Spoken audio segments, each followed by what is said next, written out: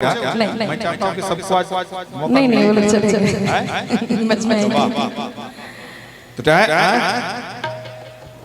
नहीं, हमने सुना कि कल 172 कलाकार को चांस मिला और 300 कलाकार वापस चले गए कल।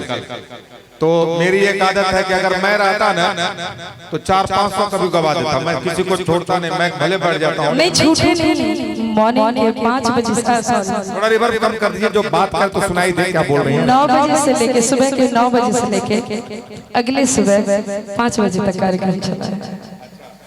नहीं, ये नीरज जी ने कह दिया कि 172 कलाकार को चांस मिला, 350 कलाकार वापस चले गए, इन्होंने कहा मुझे।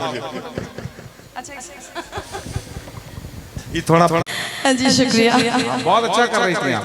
मैं एक चीज पकड़ता हूँ, मैं खो गया। ये है लोकगीत, ये है लोकगीत, ठीक है। वरना कहने का तो आजकल सब लोग कहते हैं फोक सिंगर अपने आप को, लेकिन फोक ये है। बहुत अच्छा, धन्यवाद। आप लोगों ने जिंदा करके रखा हुआ है फोक सॉन्ग को। भाई आप लोग का तो जवाब ही नहीं, बहुत बढ़िया।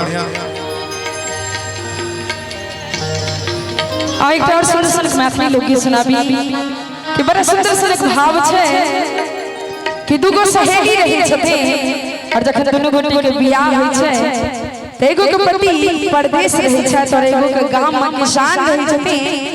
और जखन बहुत टाइम के बाद दोनों सहेली के भेंट होइ छै त दोनों के बीच में की बात होइ छै ओ गीत के माध्यम से सुनावा जा रहा छै।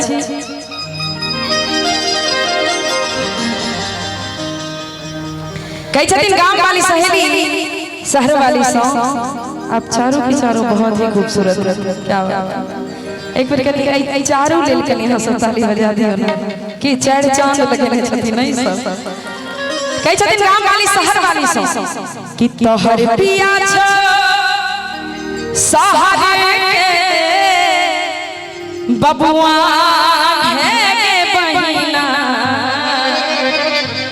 अमोर पिया गाम के किसान। गाम वाली कहे छथिन शहर वाली सॉन्ग की के बहिना मोर पिया गाम के किसान। आगे कही तोहर पिया छो शहर के बबुआ के बहिना मोर पिया गाम के किसान के बहिना मोर पिया गाम के किसान। तोहर पिया छौ शहर के बबुआ के बहिना मोर पिया गाम के किसान। बहुत बढ़िया, क्या बात है।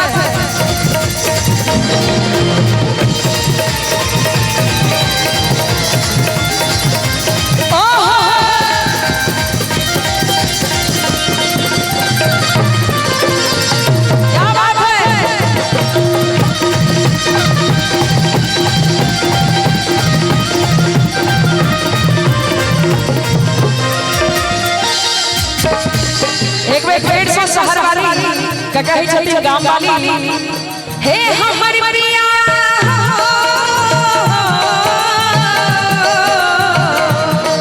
हे तोहर पिया रे कान करियो टाका खूब कमाबो जे टाका खूब कमाबो।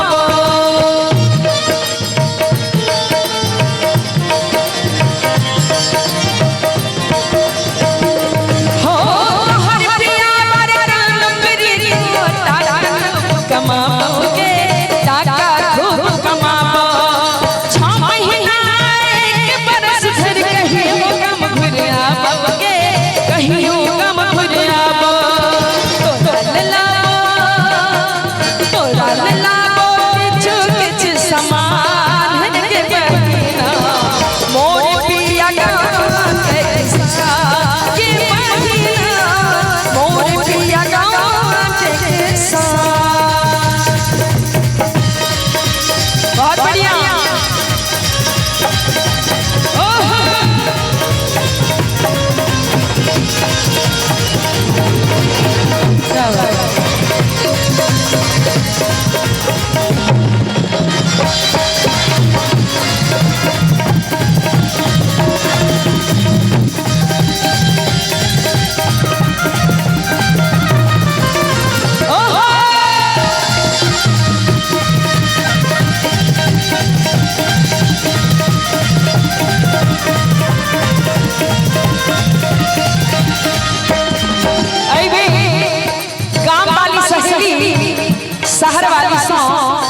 अपन किसान पति के लिए कहै छथिन एक लाइन पर वहां ध्यान देबे गौर से सुनबे कहै छथिन किसान के पत्नी हमर पिया मरुआ रोटी मकई के फुटहा खावे मकई के फुटहा खावे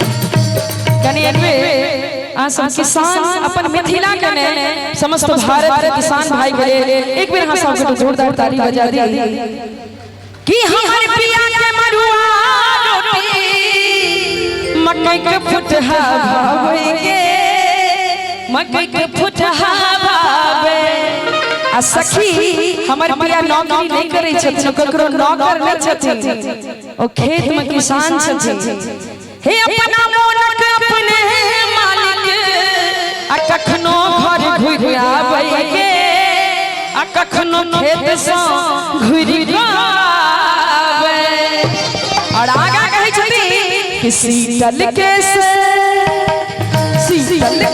गलथन मुंह में पान के बहिना मोर पिया के किसान के बहिना मोर पिया के किसान तोहर पिया